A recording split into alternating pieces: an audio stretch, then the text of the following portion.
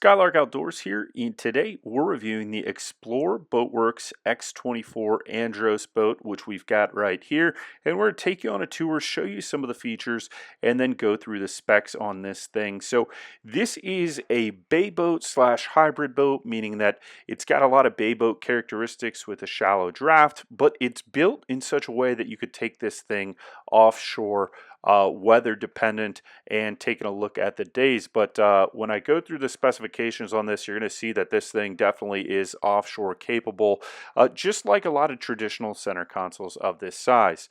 So you can see the Xplor Boatworks has a little bit more flair than your typical center console boat.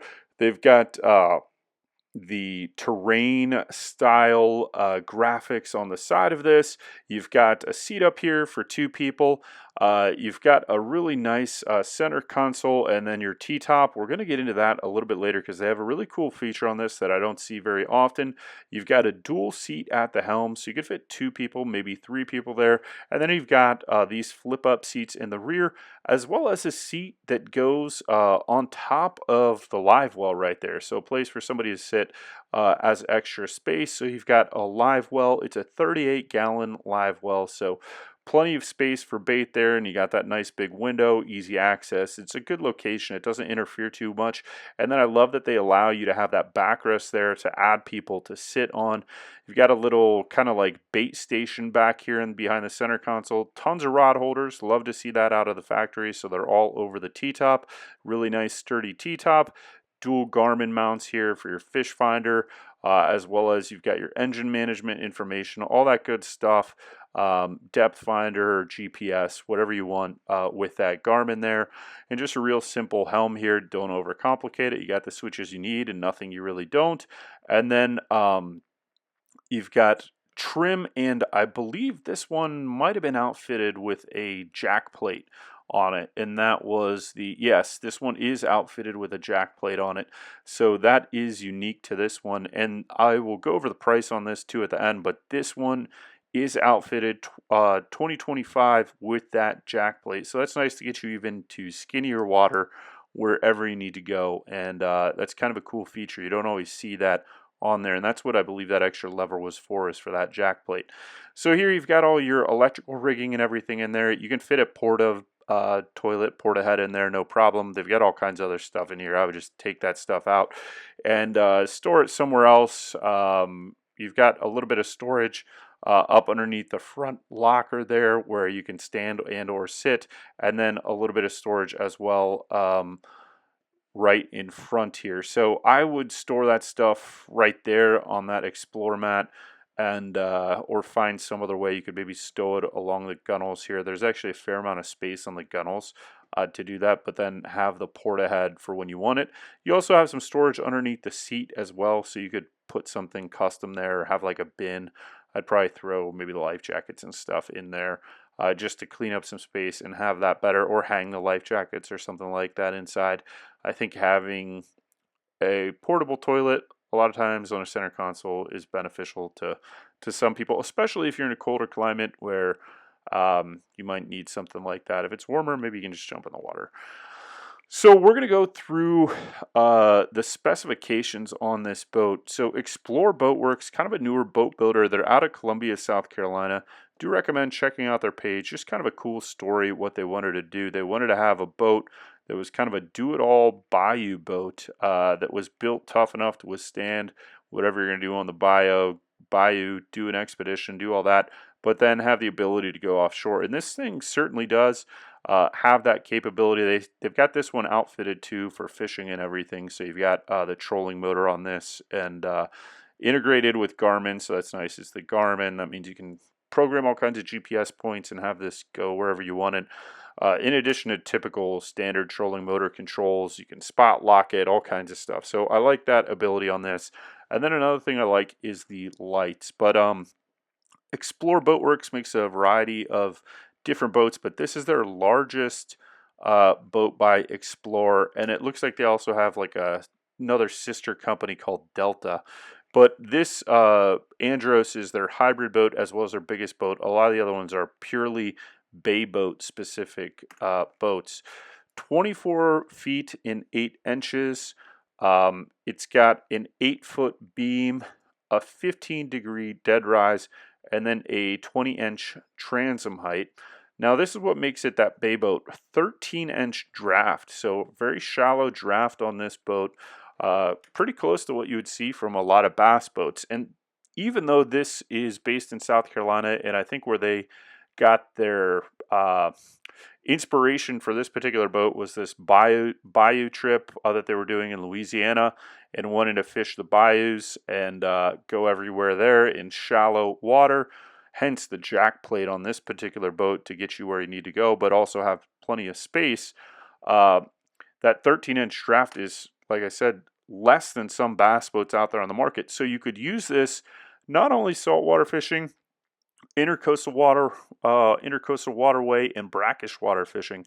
But another application that I see that a lot of people don't think about a lot of time is bigger inland lakes or the Great Lakes. There are a lot of unfished Great Lakes islands that have exceptional bass fishing, just because nobody goes out there and fishes them, or because getting out on a bass boat on most days you wouldn't be able to do it because of the weather or the chance of inclement weather. Where this boat's a little bit sturdier, a little bit bigger than a bass boat, you're not really going to get swamped like you might in a bass boat. And just, I would feel more comfortable in something like this than a bass boat running 20-30 miles offshore than a smaller bass boat with really low gunnels, low transom, and all that.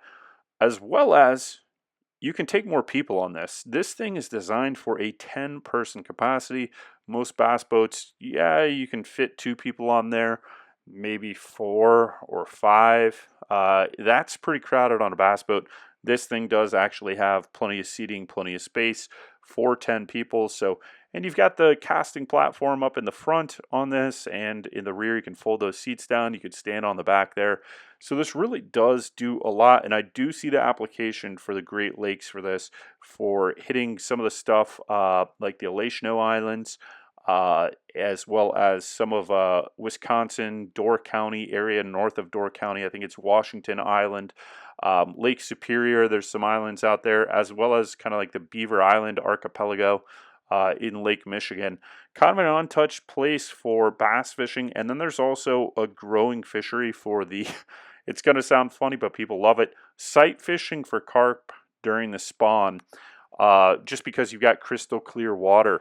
So that's the other thing people don't realize, is that the spawn in the Great Lakes, a lot of these places, Lake Superior, Lake Michigan, they don't get fished much.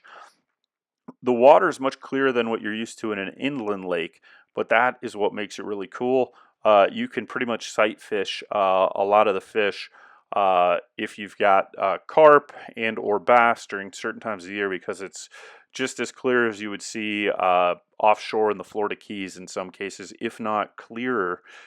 So that's a really cool opportunity if you want to do something different. Look at the Great Lakes for some of that fishing.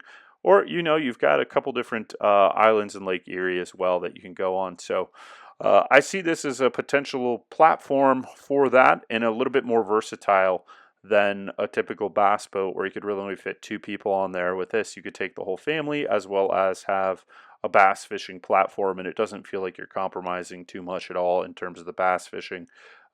You could do whatever you want.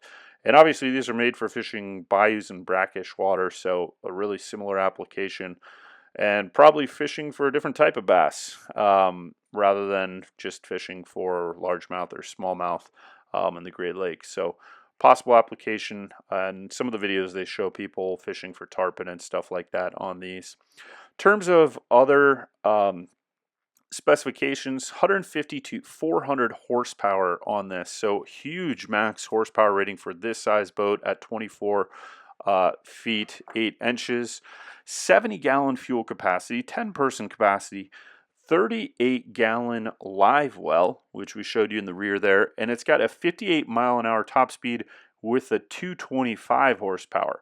Now this one's outfitted with 300 horsepower, so I'm assuming you're over 60 with the top speed. And this is what gets me.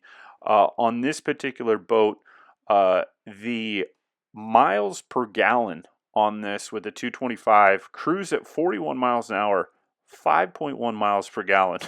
So that's a crazy range on this thing, like 350 miles or so.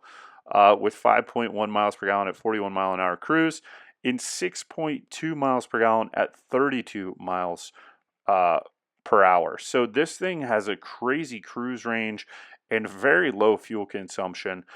And that's what you get when you've got a skinny water boat with low drag resistance, and then just lightweight in terms of what you are doing with this. You're going to get those higher numbers. And so that's pretty cool. And that was with the 225 Mercury. I don't have any stats on the 300, but I assume your top speed's going to be higher. And your fuel consumption is also going to be higher. So just something to be aware of.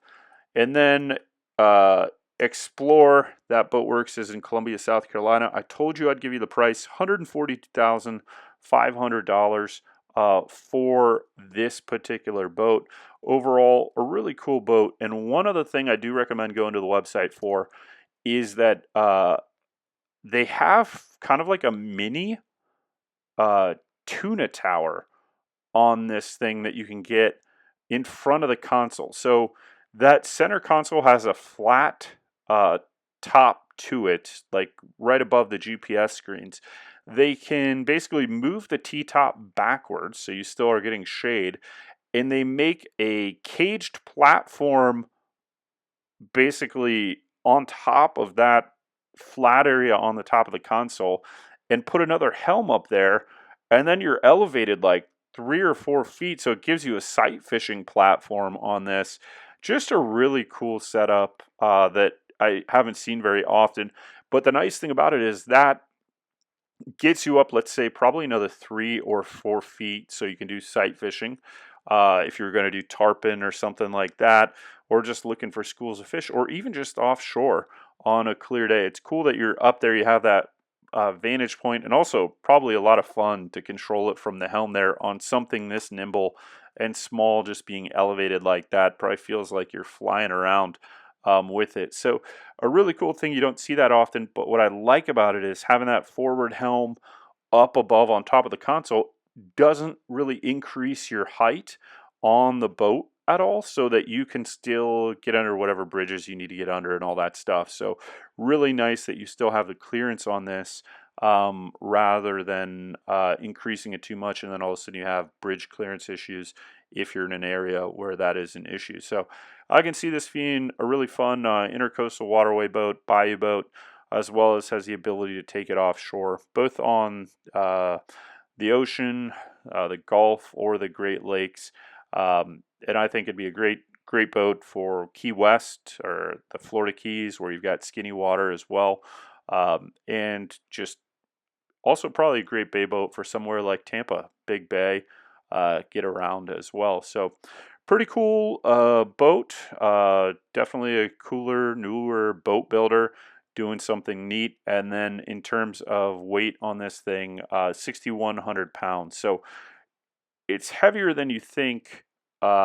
It's got a 15-degree dead rise, but one of the unique things about this is the hull shape.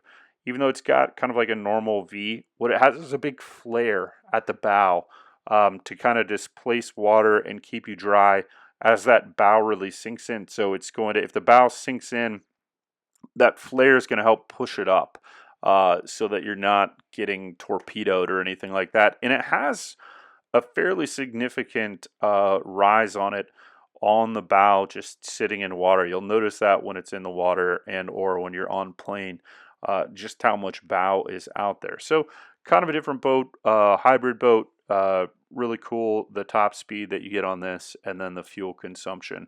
So overall, something cool if you are looking for something specific. Just interesting boat in my opinion. Thanks for watching this review of the Xplor Boatworks X24 Andros. Hope you enjoy, and we'll see you next time.